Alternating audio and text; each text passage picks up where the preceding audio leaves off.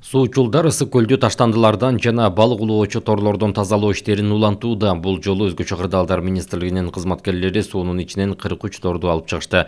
Чыгарылган торлордун жалпы узундугу 4300 метрде түзөт. Ага түшкөн балыктар эле эмес, өрдүктөр дагы түшкөн.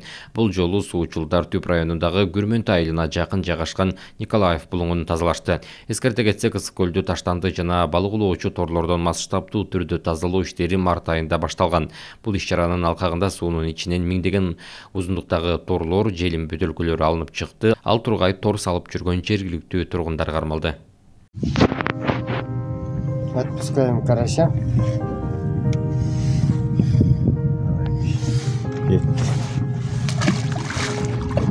Ох, атамнам. Хапталдап кетти байлана. 5-чи торду чыгарып атабыз.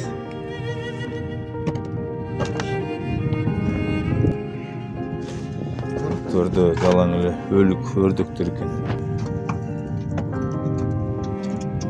Карачыма өрдөктөр.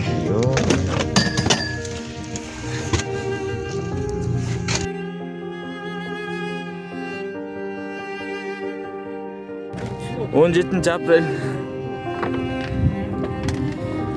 43 сетке чыкты.